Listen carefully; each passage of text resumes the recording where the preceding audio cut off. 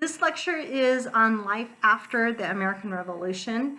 Um, before I get into the lecture, I definitely just want to mention you have the American Revolution, and during the time period when there's actual fighting, you have the actual war going on, you have the creation of the United States. So that is when they change from colonial status to American status, and you actually now have the United States of America. So now, basically, that I'm talking about it, I'm going to be talking about the states and that type of thing. Okay, so life after the war, and I'm going to be talking about like lots of different people and just what's going on in general. So when you talk about life after the war, slaves, as I had mentioned during the lecture on the American Revolution, slaves had expected to get liberty. They expected to get freedom. They kind of thought the mindset was there for the Americans that it would translate to them, but it does not translate to them, and they are definitely shocked and disheartened when they're really seeing reality and they realize that freedom and liberty was for basically the white population, but definitely not for them. So definitely definitely a bitter pill for them to swallow. The slaves that had sided with the British, I actually did find my number. It's an estimate of about 3,000 that had sided with the British, about 900 of them being women sided with the British. Those that survived the war basically went to, as I mentioned, Canada, or they actually went to Great Britain and once again had their freedom. What you see after the war is you're going to see a huge expansion of the cotton crop. And what that's going to translate is that if you have a huge expansion of the cotton crop, that means you're going to have a huge need for slave labor. And slavery is just going to become even more entrenched into society at this point in time, which is very sad. Instead of getting rid of slavery, it's actually more ingrained in society. Free African Americans or free blacks definitely had a difficult time finding employment. The economy isn't fully up and running, and they really had to find unique ways to support themselves or work within the African American community to support themselves. Having said that, okay, more on a societal note, you see a lot of organizations develop within the free black community. You have the Free African Society of Philadelphia, you have the Benevolent Daughters, you have the Daughters of Africa, and so these are just kind of social organizations that you see free African American women being a part of. And definitely, when you talk about the North, your northern states have basically moved away from slavery. You still have slavery entrenched in the South, but by the end of the war, most of your northern, from middle, meaning Pennsylvania, on north, has basically gotten rid of slavery. They really don't have a need for slavery. Economy-wise, they don't have a need. And for some people, there's a morality question, and then coupled with the fact that economy doesn't really need it, it definitely just moves away from it. Okay, when you talk about different groups of people, and I'm talking about kind of white women at this point in time, the loyalists are going to have a very hard time after the war. They are basically on the losing side of the war. They were not liked before or during the war, and they are definitely not liked at this point in time. Many tried to get their land back, but they will not get their land back. If they had lost land during the war, they're not getting that land back. It's just not going to happen. Some women, you do things to survive, and some loyalist women would just do things to survive in the sense that they would definitely be shunned upon in society, and women will say, well, it wasn't me, it was my husband. My husband was a loyalist, and I have to support him. Like, I had to support his beliefs. And so they'll say, it wasn't really me, I was just supporting my husband. That might or might not be true, but they're still going to feel the animosity of it. And when you talk about loyalist men are going to have a very difficult time finding jobs, keeping jobs. If they do have a job, they kind of tend to be the scapegoat of problems. They're not going to be the favorite people of society. And if they are just doing like trading, if they have a farm or some type of farm, they'll do their trading, but there's a lot of animosity. They might lose business because of it. Some loyalist families will pick up and leave and go to Canada or Great Britain. Some will say, I have too much invested here, I'm just going to stick it out. Loyalists will have a very difficult time immediately after the war. As the years go by, it kind of lessens and lessens. And I'm talking like maybe 10 years after the war, that kind of life is getting back to a little bit of normalcy for the loyalists. It takes a long time for kind of the memories to fade, if you will. Okay, when you talk about the Patriots and you talk about women, and basically women after the war, some will say that it was a very positive thing, and there was a very positive things that happened for women after the war, because women did things that they didn't do before. They kind of had to do things for themselves. They had to run the farms, they had to run the businesses. Maybe they worked in some governmental offices. Maybe they kind of learned to find their voice because they had to take care of themselves and their families. So some people will see it as a positive thing that women kind of grew at this point in time. And then everybody kind of wanted to go back to the status quo, and for many women that was okay. So some people will see that as a positive thing after the war. Okay, now the negative thing, or the way that life is seen negatively for women afterwards, is you're going to see a lot of industry is going to increase after the war. And women are going to be a part of industry, and they're basically going to be the laborers. I mean, it's both men and women are going to be laborers, but they'll see that more women are in labor positions, meaning industrial labor positions, which means low wages and poor conditions. And so some people will say that it's a negative aspect for women because they get into these industrial roles and it's negative in that sense. Okay, now, however you view it, and it might be a little bit of both, which could very easily be. Something that is also going to come about, and I would say this is more of a positive change for women, there's going to be this idea of Republican motherhood after the war. You have a new government, you have a new Republican government, and so how do women kind of fit into that new Republican government and this Republican kind of life, if you will? You have what's known as Republican motherhood, okay? And before the war, women were seen as wives and helpmates, and they're the ones that ran the house and took care of the kids. Now that there is a republic, this new government, basically women were seen as women who were going to, yes, still have kids, raise the kids, but they should raise their kids, especially boys, to be good members of society, educate them well so they can participate in this new Republican government. And it was really seen to the woman's responsibility to raise good kids, especially the boys, raise educated kids, especially the boys, so then they could be a part of the Republican government and be good members of society, of what the Republic was based on. And that's where you get this term Republican motherhood, okay?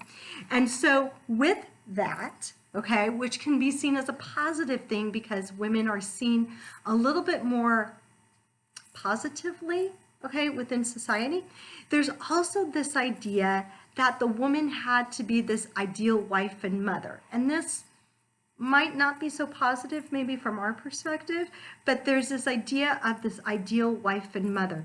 She almost had to be perfect. She had to have a perfect household, do all the things she's supposed to do, and raise perfect children and perfectly educated children and have very responsible kids. And so in that sense, there's kind of like this idea of a perfect mother that kind of goes on the sideline with Republican motherhood, okay? But overall, many historians believe that there's just an overall more respect for women after the war effort because of this Republican motherhood. Okay? Now, another thing that women will say is that with Republican motherhood, if I'm supposed to educate my kids, especially my boys, to be good citizens and have a good education, then I need more education myself. And so there's actually going to be a push for more education for women, just in general, whether you're an adult woman or to educate their daughters more, so those daughters have more education, so those daughters can grow up to be educated women. But also there's a push for more education for mothers themselves, because if they have to educate the kids, they have to have the education themselves. So that is actually a very positive thing that comes after the war and with Republican motherhood, is that you actually see more education for women, and it'll start to come around. I would kind of say slow at first, but you will start to pick up. You'll see more educational opportunities for women. When you talk about the late 1700s moving into the 1800s, more women will actually hold property, and that can also be a positive thing. They'll hold more property in their names, and family size will slightly decrease. Not a lot. We might be to 6 or 8 kids, okay? But slightly, and you got to kind of take everything that you can get. Another thing that we'll see is midwifery. Midwifery, even though it was always there, midwife tends to have, is more popular. You see more women going into midwife. There tends to be a little bit more respect for midwives. Just overall in general. And it's not that they weren't accepted in society. I think there's more of a respect for them in society. And a little bit more of a draw for women to say, hey, I think I want to be a midwife, that type of thing. And maybe it's like, I haven't found Mr. Perfect or Mr. Right yet, and maybe I'll be a midwife until basically I find Mr. Right, kind of thing. Okay, politics. Politics is definitely still not seen as a place for women. It's considered to be a place for men, and women still at this point in time definitely do not get involved in politics. Definitely still a long way to go. But speaking about politics, laws, if you will, 1790, the state of New Jersey is actually going to allow women to vote, because there will be wording in their state constitution that says he or she can vote. So for a period of time, a brief period of time, women could actually vote in the state of New Jersey. Now, in 1807, for some reason, the wording was changed and they lost the right to vote. And I will be very honest with you, I don't know what made the wording change. But for some reason it changed. Maybe somebody caught it and said, oh, wait a minute, what are we saying? But anyway, so for a brief period of time, women could actually vote at a state level in New Jersey. Okay, education. I had already kind of alluded to it with Republican motherhood, but there will be more opportunities for women to have education, more opportunities for girls to have more education, and then also just more education for older women, as I had mentioned. Still, education is still a little bit more hit and miss, and definitely you would definitely equate more education with a higher economic status. Just because you have to have the ability to go to school. If you're poor, you're working, you wouldn't have the ability to do it.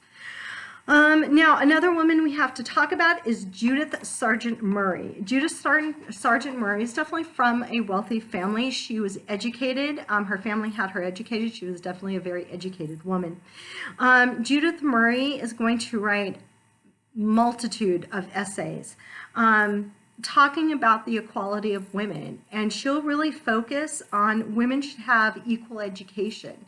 She will say that they're equal intelligent beings and should have the same type of education and have the same opportunities for the same type of education as men. Abigail Adams, as we mentioned before, she will write about women. She will write about women being rational human beings. She'll write about women being intelligent human beings, that should have the same rights as men. Another person, a gentleman, Dr. Ben Rush. Dr. Ben Rush is going to help co-found what's known as the Young Ladies Academy in Philadelphia.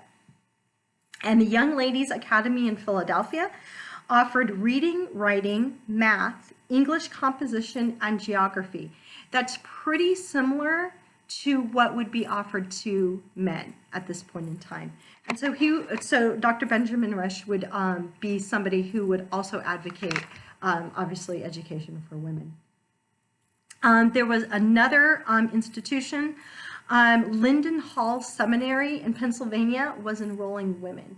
Now, you'll notice in this time period, when they create educational institutions for women, they tend to call them seminaries. It has nothing to do with religion, okay? It's just a term that is commonly used at this point in time. Okay, religion. In relation to Republican motherhood, women tend to have more respect within the religious circles. When you go to church, and it doesn't matter what church you're in, but I would say mainly Protestant, but there tends to be sermons that are directed towards women and will highlight women and will praise women. They'll praise women as mothers, they'll praise them as caregivers, and they'll just praise them. There were more topics about family, there were more talk about morality, and it was kind of the woman's responsibility for the morality of her family. A woman was responsible for her family. So you tend to see this promotion, this favorable attitude and more respect towards women. And basically, they're still doing the same roles that they're doing, but they're respected for those roles. And you'll see that in sermons a lot. Okay, another thing that has to do with religion, or a couple of things that are going to have to do with religion, is in 1776, you're going to have an organization known as Shakers. It's called the Shakers, or also known as Shakerism. This is going to be started in kind of New England, kind of, I would say, like upstate New York and then into New England. The Shakers is an organization, it's a religious organization. It is created by a woman. It is created by a woman by the name of Ann Lee. And when being a part of this organization that she creates and this religion that she creates, she's known as Mother Ann Lee. Now, Shakerism. Shakerism is a Protestant religion. It's considered to be a Protestant sect. A sect is kind of a religion that's just kind of like getting off the ground. It's probably not as big as like Methodism or like a Methodist church. That's why it's known as a sect. But Shakerism actually does pretty well for a long period of time. I would say up through the Civil War. It was actually regionally pretty popular for certain people. Anyway, okay, Shakerism, definitely Protestant belief. Okay, they will definitely have their churches. They will be reading from the Bible, interpreting the Bible. They'll have a lot of song and a lot of dance. With Shakerism, and this is how they get their name, they will say that members will just feel the presence of the Spirit, feel the presence of God, feel the presence of the Spirit, and they should just do whatever they feel when they feel this presence of the Spirit. And like, especially when they sing, or when they're in their music and in church, a lot of times they'll shake, and they'll like shake to the music, and they'll just say it's kind of like the Spirit moves them. But it's so predominant that their organization becomes known as the Shakers, because they're like known to shake when they're like in their song type of thing. So they get the term shaker from that. Now, Shakers, definitely a different type of organization, definitely a religious organization, but definitely a different organization, or organization, sect, whatever you want to call it. Celibacy was practiced. So celibacy is when you have no no hookups, if you will, between men and women. And that is something that you basically promise to live your life that way. And both men and women are going to be a part of the Shakers. And when you're a part of this organization, that's kind of like a vow that you take. Okay. So now the thing is that if you have that, right, for your religion, your organization to grow, you always have to have new members, because obviously you're not going to grow your organization on your own. So you're always constantly looking for more members or new members. Now in the beginning, and I would say when I say beginning, I mean before the Civil War, it's actually attractive to some people because it's a different type of way of life. It's attractive to women because there's equality within the organization. Women don't feel like maybe they have the burdens of raising a family within the Shaker community. And as I mentioned, they have equality. And that's something that they wouldn't get in mainstream society. Both men and women are expected to work and to support the organization. And it might be a little bit more of kind of gender roles, but you definitely see women helping out, kind of men and women helping out both ways. One of the things that the Shakers are going to be known for is their carpentry work. This is definitely coming from the men. But they made fabulous wood pieces and furniture, and they have a very certain style. It's a very simple style. It's very basic. There's no ornate kind of details to it. It's very just plain and basic, but they were known to make very good quality furniture and anything kind of coming out of lumber. And actually they can make good money from all their carpentry work and all their furniture that they make.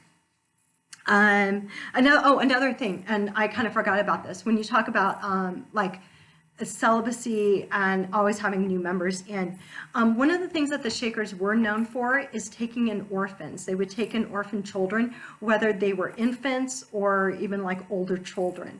And so that is something that the organization was known to do. Now, as I said, they kind of were, I would say, kind of in their heyday, 1776 into, I would say, prior to the Civil War. After the Civil War, you don't hear much of them. I heard of them studying just history in the 1920s. You hear about them a little bit, a couple of Shaker communities in New England, and then you really don't hear about them. I kind of thought that they had actually kind of ceased to exist. Because people don't want to join their organization, but I am incorrect. I basically got on the internet and I was looking it up. I believe that there are 2 members of the Shaker organization. It is in Maine. Is a small community, very small community in Maine, and I believe there are 2 members left. There is a man and a woman. I want to say one is like 70s and one is in like 80s, and they are basically the last 2 Shakers in the United States. So there definitely were Shakers, and I guess 2 remaining Shakers at this point in time. All right. Now, another thing when you talk about religion. We mentioned the Great Awakening in prior lectures, and there's going to be a second Great Awakening. This is in the early 1800s. And once again, it's the same thing. It's a Protestant revival. Once again, church membership had gone down, so they really kind of want to get those church memberships up. You'll also see them coming over from Europe. Excuse me for a minute. And you'll have ministers coming over from Europe, but you'll also have American ministers that will be a part of the Second Great Awakening. It is the same concept that people can have a relationship with God if they live a good life, live a life of piety, good works, reading the Bible, going to church. You can have a relationship with God, and you can get back into that relationship with God. But the reason why I bring it back up, okay, and it's the same thing. They have a lot of outdoor revival sermons, okay? But the reason why I bring it up in this class is that there are going to be women who are really going to participate a lot and more extensively in the second Great Awakening. You see a lot of Quakers and a lot of female Quakers that will be not ministers, but will do sermons and speeches at these revival services. So you see the Quakers participating a lot in them. You have a woman by the name of Jemimiah Wilkinson. Jemimiah Wilkinson was a fabulous speaker. She was very emotional. She was able to connect with the crowd, but she was really able to connect with women. So you will see more women participating in the Second Great Awakening and taking more of an active role of doing a lot of the speaking, or a good amount of the speaking. Another one, or something that is associated with Second Great Awakening, it says, "We look to you, ladies, to raise the standards of character in our own sex." So I'll say it again. "We look to you, ladies, to raise the standard of character in our own sex." And that is a male saying that, a guy saying that. And he's saying, we actually look to you, ladies, because you have this high standard of character. And if we can follow you and follow your teachings and the things that you do, we can actually, come up to your level. So once again, it's praising women for their morality and how they participate in society, like the good deeds that they do in society. So in a sense, they're definitely highly praised in the Second Great Awakening. And so this is a very, in a sense, very powerful movement for women, because it praises them and women are definitely participating. Okay, I'm going to move away from religion and just things that are happening basically after the Civil War. When you talk about the West, more Americans after the Civil War. After the Civil War, the Americans are going to actually gain land. They're going to gain land westward. And so more Americans are going to move west. And it's kind of this continual movement that you see as the Americans moving west. And so it's just flat out moving west. And what that does is it's going to bring them in contact with more Native Americans. More Native Americans are going to lose land to the Americans. So that's obviously not a positive thing. But Americans are just populating the West. So you can have more confrontations with Native Americans. But women are moving along with their families. They're moving west. You see them creating homesteads, just creating a life as they move west. We talked about that. You also, I know I said they come in contact negatively with Native American tribes, but you can also have contact with Native American tribes and it can be a positive contact, especially with women, because women will connect with the women of the Native American tribes and they can learn things from each other. And you can have American ideas and things adopted by Native Americans, and women can learn, American women can learn things from Native American women. So you will definitely see that. You will also see a little bit more of intermarrying of Americans and Native Americans. It tends to be American men marrying Native American women. I will say with the Cherokee, if the Cherokee women married American men, they actually lost, in a sense, because they lost their role within the Cherokee society. They would lose property or rights within the Cherokee tribe. So that can be seen as negative or positive, however the people or you want to see it. Hispanics. Hispanics are definitely in the Southwest, within, I would say, anywhere from Oklahoma, Texas, all the way westward, definitely into California. Hispanics are definitely there, and women are definitely there. There are definitely a lot of women in the Southwest. They're there supporting or being a part of the family, but you also see women really developing towns, being a part of developing towns. They're there running ranches, maintaining farms, maintaining the home. Predominantly Hispanics are Catholic. They're very well versed in herbal medicine. and definitely practice that a lot. You definitely see them practicing midwifery. Women definitely were literate. They would participate in government functions like the court system or their court system there. They also could inherit and hold property, and they would inherit and hold property equally to men. And that was just a part of their society at that point in time. When you talk about divorce, you do not see divorce. It's very rare. That's more primarily due to their Catholic upbringing, because at this point in time, Catholics don't believe in divorce. So divorce would actually be very rare within the Hispanic population. When you go back to white women moving westward, they bring as much as they can, and oftentimes they realize they can't bring all the things that they want to bring, and sometimes they have to leave stuff behind.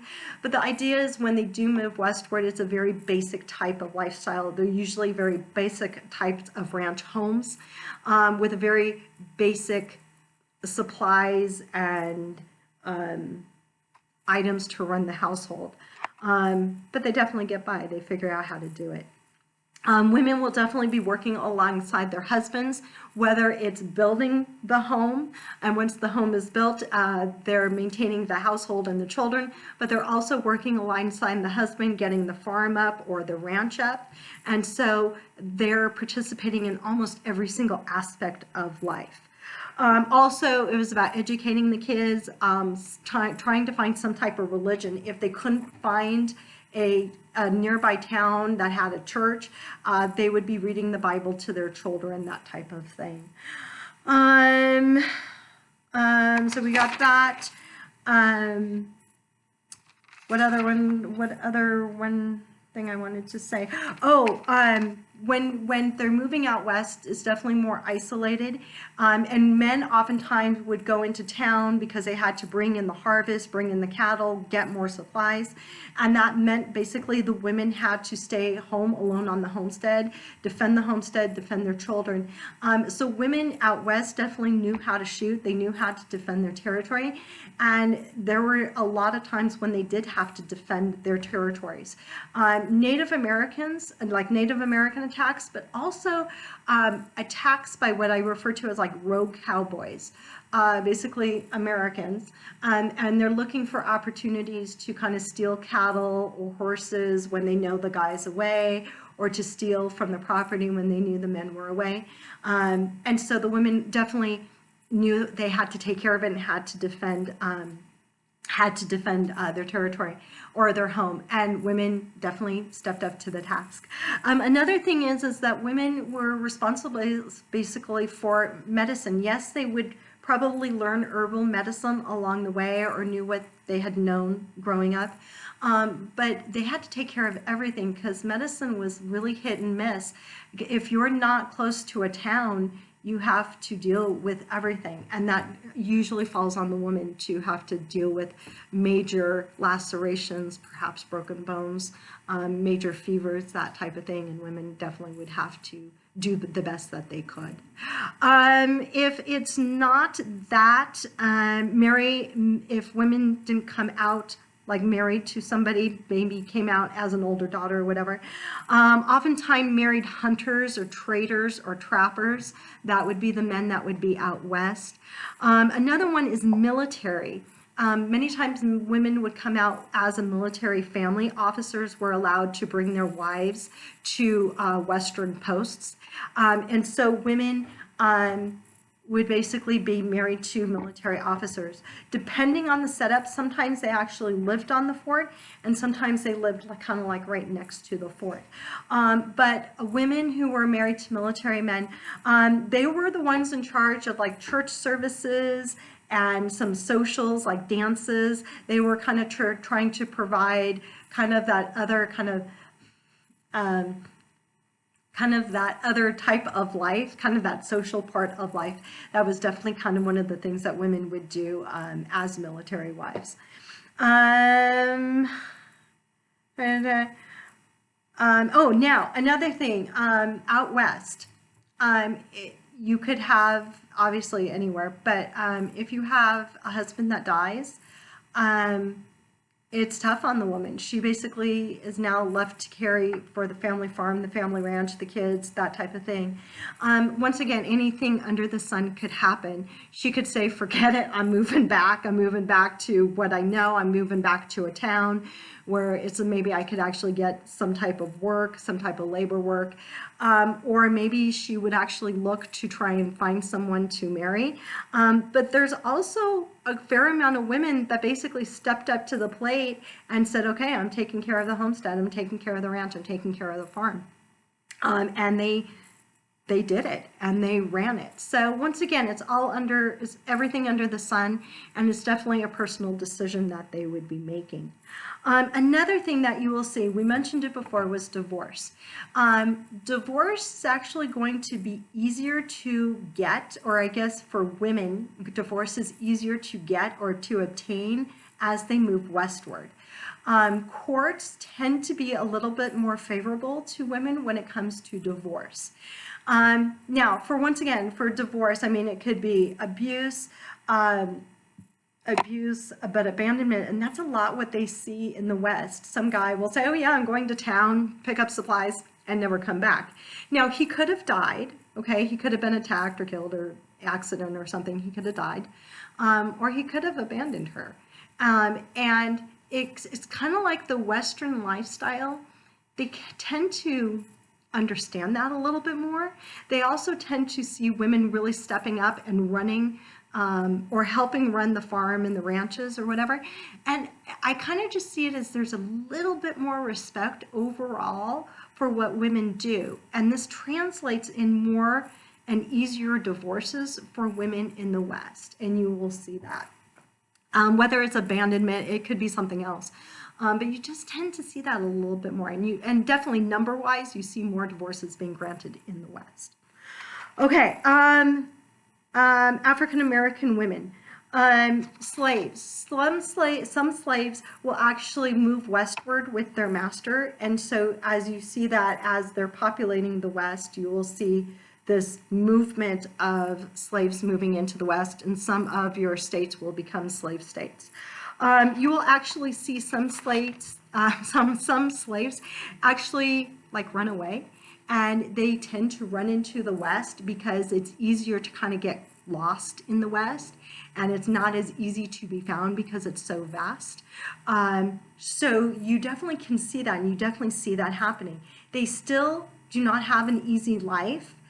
Because it's still kind of hard to find work, although they might be able to pick up some labor work.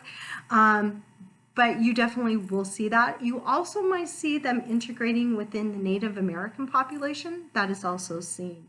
Also, free blacks. You will tend to see some, I would say, some free black communities out in the West. Once again, still very difficult to kind of find work. Whether it's free black or like a runaway slave, there's no rights. There's still prejudice. There's no rights. But it's the idea that they can kind of make a life on their own. Probably not the easiest, but it's kind of their life on their own. And if you had been a slave, it's definitely getting away from slavery. Okay, and that wraps up life after the American Revolution, and definitely more to come.